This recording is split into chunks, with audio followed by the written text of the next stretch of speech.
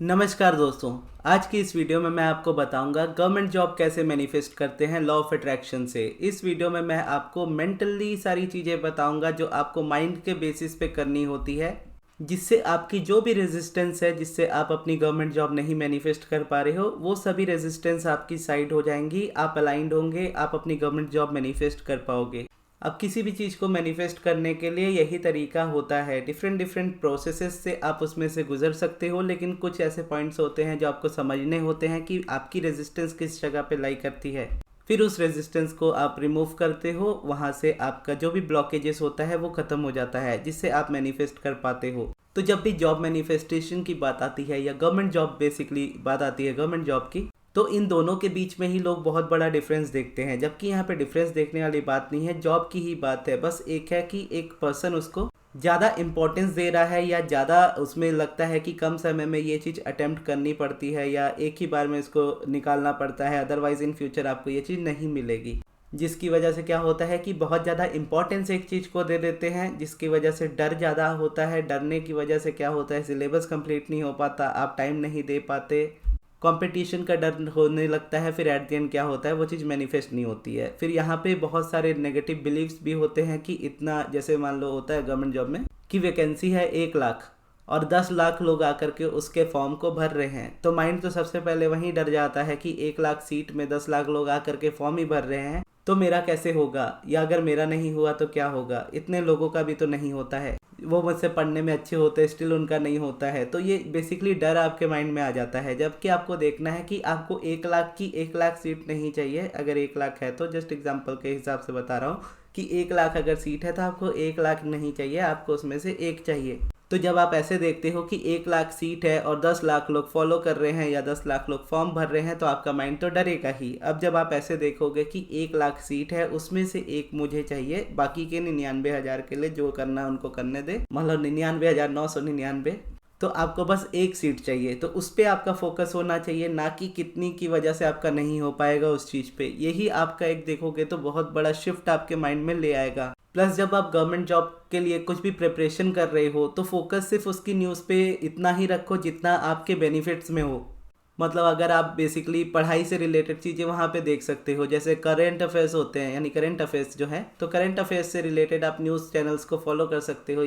जैसे basically news भी नहीं, मोस्टली लोग यहाँ पे ग्रुप्स को फॉलो करते हैं कि जो ग्रुप में ज़्यादातर इसके बारे में बात हो, करंट अफेयर्स के बारे में बात हो या एग्ज़ाम से रिलेटेड न्यूज़ के बारे में बात हो। तो ग्रुप्स की सबसे बड़ी प्रॉब्लम ये होती है ना, वहाँ पे आप जैसे बहुत लोग होते हैं। आप जैसे मतलब यहाँ पे ये है कि आप जो चीज़ के लिए प्रिपेयर कर रहे हो, सेम उस चीज़ के लिए वो पर्सन भी प्रिपेयर कर रहे हैं। अब्राहम ने इसका एग्जांपल दिया था स्ट्रगलिंग एक्टर्स को लेकर के, कि स्ट्रगलिंग एक्टर्स जो होते हैं अपनी लाइफ में हमेशा स्ट्रगल क्यों करते रहते हैं, क्योंकि उनके अराउंड जितने भी लोग रहते हैं सब स्ट्रगलर्स रहते हैं, और सबने अपने आप को एक स्ट्रगलर का टैग दिया होता है, जिसकी वजह से वो पूरी लाइफ स्ट्रगल करते रहते हैं। तो स्ट्रगल वर्ड आपकी लाइफ में नहीं होना चाहिए, तब आप उसमें से निकल पाते हो। और स्ट्रगल वर्ड आपकी लाइफ में से तब तक नहीं निकलता है जब तक आप उस स्ट्रगलर यानी उस स्ट्रगल वाले ग्रुप का हिस्सा बने रहते हो।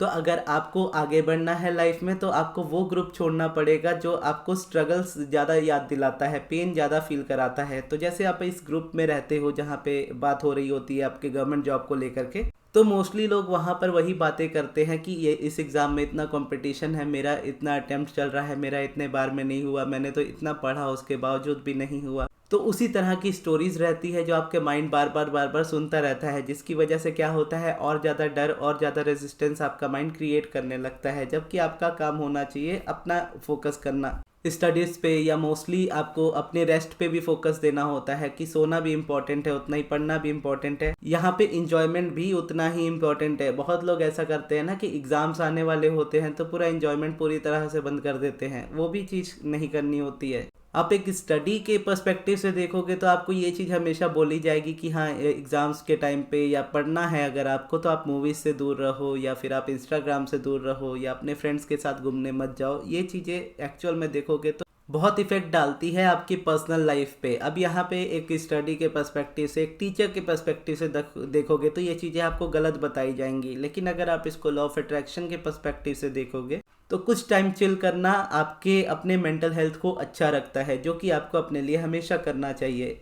मैं ये नहीं कह रहा कि पूरा दिन आप इस चीज़ में दे दो, लेकिन इसको अपनी लाइफ में से कम्प्लीटली रिमूव मत करो। और ज़रूरी नहीं है कि आप मूवी ही देखो, ये बेसिकली पसंद की बात होती है। अगर आपको मूवी पसंद है आप मूवीज़ देखो, आपको गेम खेलना पसंद है आप गेम्स खेलो, आपको फ्रेंड के साथ घूमने जाना है आप घूमने जाओ। इस चीज़ को कम्प्लीटली अवॉइड मत करो। बेसिकली अपने आप को एक रूम में बंद करके मत रखो। अपनी लाइफ आपकी जैसी नॉर्मली रहती है वैसी रखो। उसके साथ साथ आपकी प्रैक्टिसेस जो होती है, प्लस ये इस तरह के जो ग्रुप्स होते हैं जहाँ पे स्टोरीज नेगेटिव रिपीट होती है बार बार, इसको आपको छोड़ना पड़ेगा। उतना ही इन चीज़ों को आप देखो, उतना ही इन चीज़ों पे आप इन्वॉल्व हो जितना आप इसमें से नॉलेज ले सको। यानी बेसिकली करेंट अफेयर्स का अगर मैंने एग्जांपल आपको दिया था, तो अगर आप कोई ग्रुप फॉलो कर रहे हो तो उसको क्वेश्चन आंसर्स के बेसिस पे ही रखो। या फिर उससे भी बेटर होता है कि आप बुक्स पे ज़्यादा शिफ्ट होने की कोशिश करो। कई बार ऐसा होता है कि हमको लगता है कि हम अगर चैनल्स को फॉलो करेंगे, यूट्यूब को फॉलो करेंगे या इंस्टाग्राम में ऐसे कंटेंट को फॉलो करेंगे तो हमें नॉलेज मिलती रहेगी कि किसी ने कुछ पोस्ट किया, वो पोस्ट हमें याद रह जाएगी। लेकिन कई बार ऐसा होता है ना, टू मच जो इन्फॉर्मेशन होती है वो आपके माइंड में से सारी चीज़ों को ख़त्म कर देती है। यानी आपको लगेगा कि आप इतनी चीज़ों को फॉलो कर रहे हो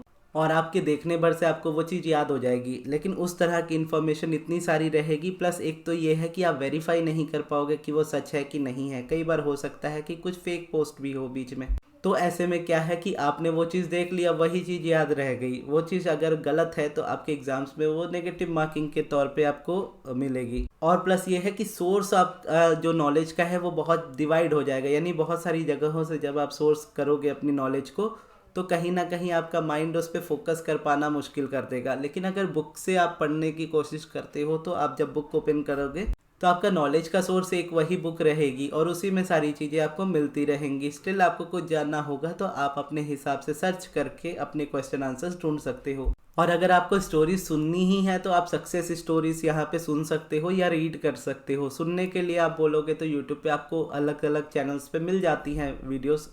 अब मेरे पास कैसी आती है, मेरे पास मोस्टली सब्लिमिनल की आती है। अब सब्लिमिनल की आती है तो सबको लगता है कि हाँ सब्लिमिनल की सक्सेस स्टोरी आई है तो मैं भी बनवा लेता हूँ या बनवा लेती हूँ, जबकि वैसा ज़रूरी नहीं होता है। डिपेंड ये तो आपकी एट दी एंड अलाइनमेंट पे ही करता है कि आपकी मैनिफेस्टेशन होगी या नहीं होगी। सब्लिमिनल तो उसमें जस्ट एक टूल की तरह हेल्प करता है जैसे बाकी प्रोसेसेस होते हैं।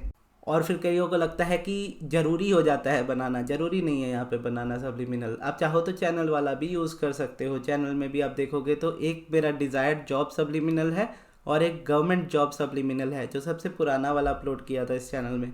दोनों में से कोई एक आप सुन सकते हो, उसको डाउनलोड करके अपने पास रख सकते हो, ईयरफोन्स लगाओ, उसको प्ले करो, प्ले करते करते आप अपनी स्टडीज़ भी कर सकते हो। बस म्यूज़िक उतना एडजस्ट कीजिएगा जितने में आपको पढ़ाई में डिस्टर्ब ना हो। और पर्सनल है आपके पास अपना तो उसको भी आप उसी तरीके से यूज़ कर सकते हो। यूज़ करते करते आप अपना पढ़ाई कर सकते हो। तो ऐसे कुछ चीज़ें होती है जो आप अपने माइंड में से रिलीज़ कर सकते हो। जैसे छोड़ने वाली चीज़ें हैं, जैसे वो सारे ग्रुप्स छोड़ना जहाँ पे ऐसी बात होती है, ये डर निकालना कि इतनी सीट्स है, इतनी लिमिटेड सीट्स है। प्लस आउटसोर्स नहीं करना ज़्यादा चीज़ों को, नॉलेज का अपना सिस्टम एक रखना। या फिर कई बार ऐसा भी होता है ना, बहुत लोग ऐप्स बनाते हैं, ऐप में आपको सारी नॉलेज मिल जाती है या एक चैनल पे आपको सारी नॉलेज मिल जाती है, यूट्यूब चैनल बेसिकली। तो ऐसी जगहों को आप फॉलो कर सकते हो। लेकिन जहाँ पे आप स्क्रॉलिंग वाली चीज़ें कर रहे हो ना, कि स्क्रॉल करके आप देख रहे हो कि कौन सा आंसर मिल रहा है, वहाँ पे वो थोड़ा सा डेंजरस हो सकता है आपके लिए। अदरवाइज सोर्स ऑफ इन्फॉर्मेशन एक पर्टिकुलर ट्रस्टेड सोर्स से है तो प्रॉब्लम नहीं आएगी। और बाकी जैसे मैंने कहा कि अपना एंजॉयमेंट पूरी तरह से ख़त्म मत कीजिए। जिस भी बेसिस पे आपको लगता है कि आपको एंजॉय करना चाहिए, आधा घंटा 1 घंटा अपने हिसाब से आप निकालो, आपका माइंड रिलैक्स हो जाएगा। उसके बाद आप अपना फोकस और अच्छे से कर पाओगे। क्योंकि हम एक हैबिचुअल इंसान होते हैं, यानी इंसान हैबिचुअल होते हैं कि एक आप समझ लो पैटर्न पे चलता है इंसान, कि आप डेली डेली अपना एंजॉय कर रहे हो, पढ़ भी रहे हो, एंजॉय भी कर रहे हो, अपनी पूरी लाइफ अपना बढ़िया से सब चल रहा है। लेकिन जैसे एग्ज़ाम आते हैं आप सारी चीज़ें छोड़ करके पढ़ाई पे फोकस करने की कोशिश करते हो और सब कुछ हो रहा होता है, पढ़ाई नहीं हो रही होती है। क्योंकि इमीडिएटली आपने अपने लाइफ में से एक ऐसा हिस्सा कट ऑफ कर दिया जो आपको अलाइन रख रहा था डेली बेसिस पे। अब उसको छोड़ने की वजह से क्या है कि कहीं ना कहीं डर आपके अंदर बनना स्टार्ट हो जाता है। तो अगर चाहो तो ऐसा कर सकते हो कि एंटरटेनमेंट को या फिर इंजॉयमेंट को थोड़ा कम रखो, पढ़ाई को थोड़ा ज़्यादा रखो। लेकिन ये भी देखोगे तो ज़रूरी नहीं है। अब्राहम के हिसाब से देखोगे तो अब्राहम उल्टा बोलेगी। अब्राहम ये बोलेगी कि आप इंजॉय ज़्यादा करो, पढ़ो कम।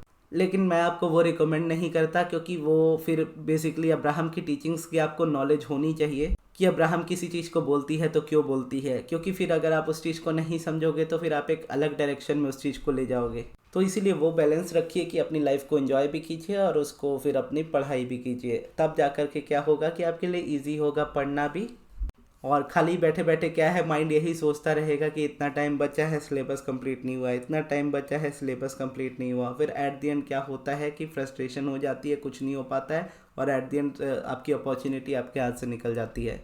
तो ये कुछ छोटी छोटी चीज़ें हैं जो आपको करनी होती है। यहाँ पे मैंने कोई प्रोसेस आपको नहीं बताया है करने के लिए, क्योंकि अगर आप यहाँ पे प्रोसेस पे फोकस करने लगोगे तो प्रोसेस अपने आप में फिर आपको रेजिस्टेंस देने लगेगा।